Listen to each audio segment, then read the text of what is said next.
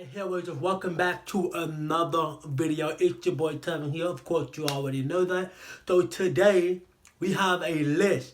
Now, one of the things about making the list is that I have so much fun making the list rather than I do reviewing the movie. I enjoy reviewing movies for you guys. I like doing that, but I love making the list. And a real good friend of mine actually recommended to me that I make a list about underrated Wes Craven films since I'm a huge Wes Craven fan. If you're not familiar with who Wes Craven is, here's a little information about Wes Craven. Wes Craven is one of the greatest horror directors of all time. May he rest in peace. So Wes, this video is for you. Wes Craven is one of those directors that I highly look up to. You know, he's one of those.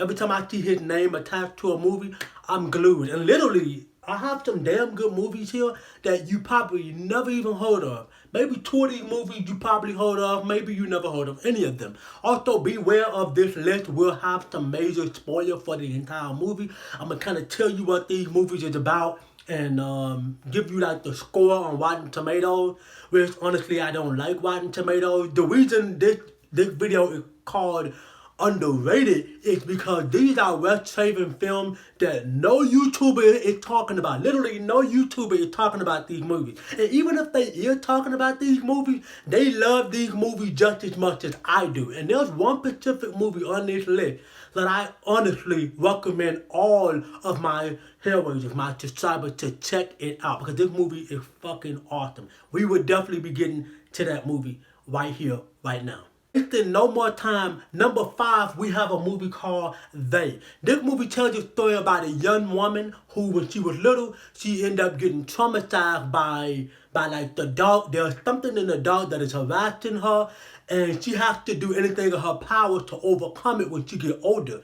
So when she get older, she learned that this entity, this dark, evil spirit that's lurking in the dark, is far much more stronger than it was when she was little. She got to do anything in her power to stop this entity, this evil.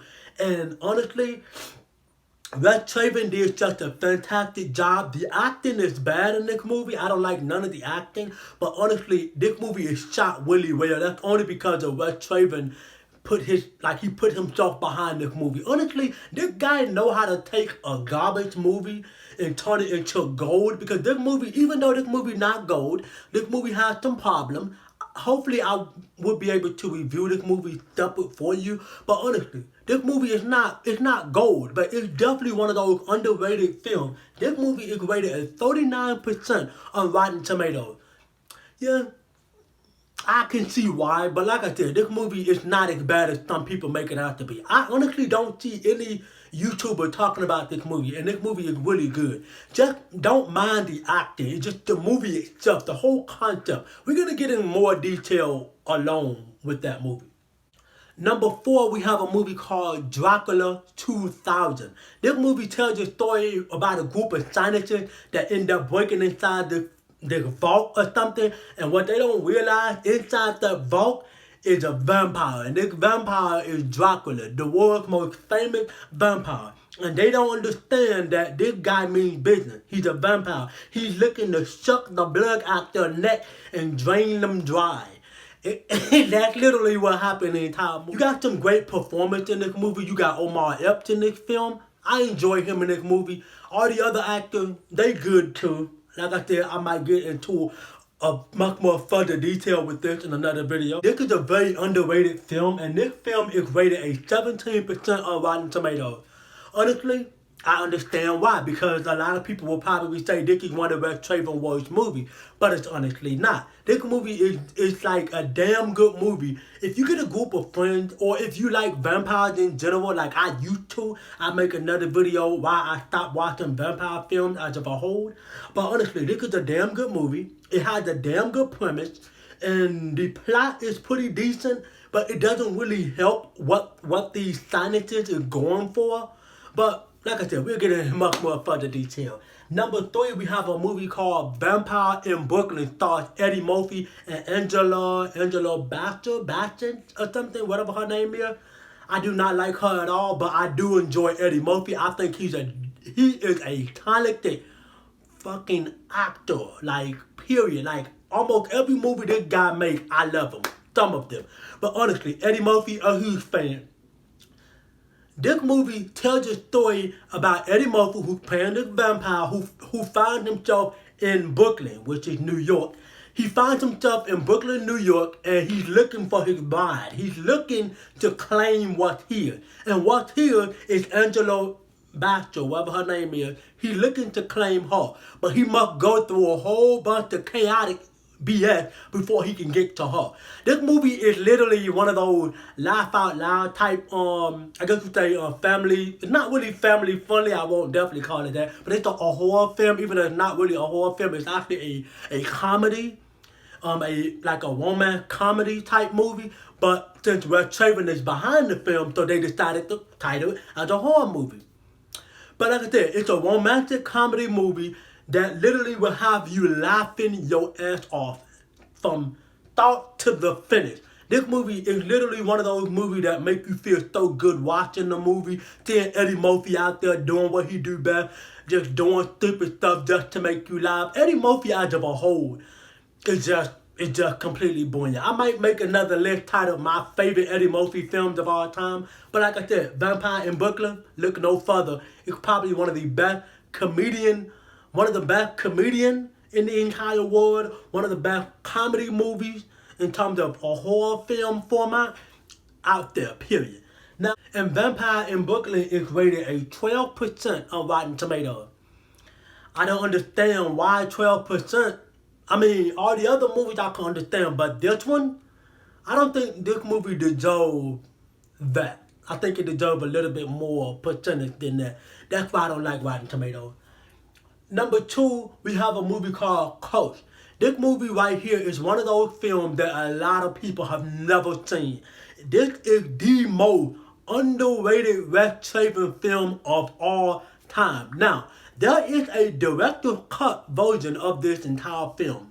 But what we get here is completely different from the original version that Wes Craven wanted us to see. Well, hopefully they does bring out that director's cut, because even though I like this version of the film, I would like to see Wes Craven's vision, what he wanted. Because what Wes always brings is Wes tries his best to be different with whatever film it is that he makes. Well, Coach tells a story about two siblings who find themselves on the wrong side of the road when they end up hitting this mysterious dog. And this mysterious dog just so happens to be a wolf. And this wolf ends up biting these two siblings and turning them into werewolves. Werewolves that we know about, I mean, pretty much almost every werewolf movie is pretty much the same. And they have to find themselves learning how to deal with the werewolf's supernatural power. And little by they know, they're not the only one. There's more werewolf beings out there like them, and pretty much doing the exact same thing.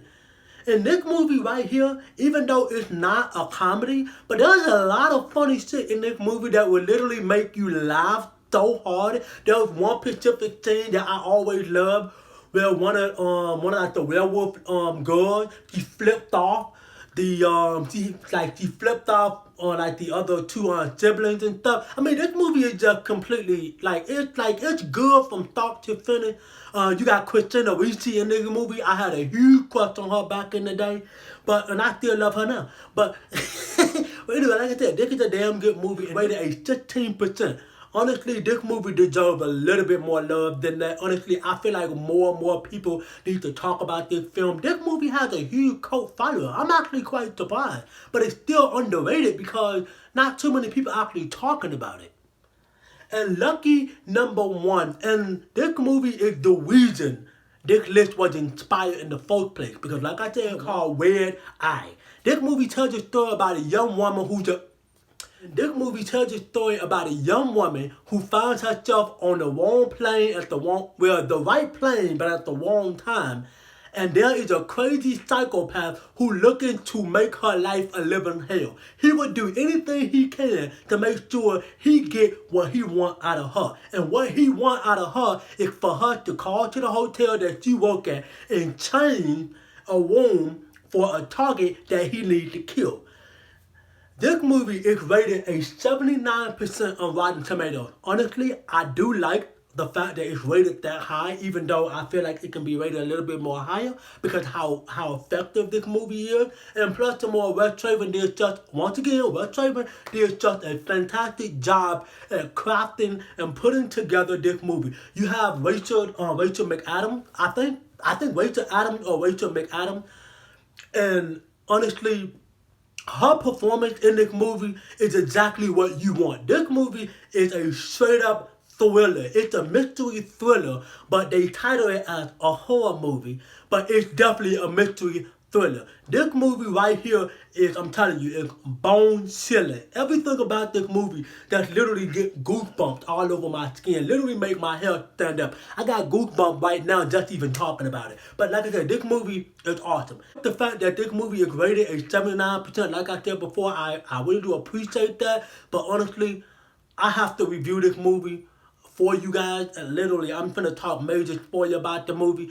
But like I said, there's a lot of problems with the movie, but I can overlook the problem with the movie, just enjoy the movie for the ride that Wes Craven take me on. And here we go. So that's pretty much gonna wrap up this list. I had so much fun putting a smaller list together. No, this is not the only list I'm doing. However, I will be dropping a Twilight Zone list. I will be dropping my top 10 favorite directors of all time. It will be coming sometime here in January. Make sure you stay tuned for so much more videos that will be coming to you in January, months after that, and etc.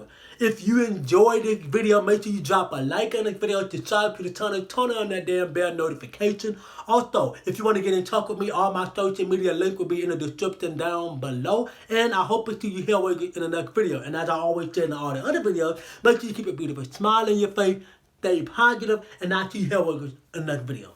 Peace.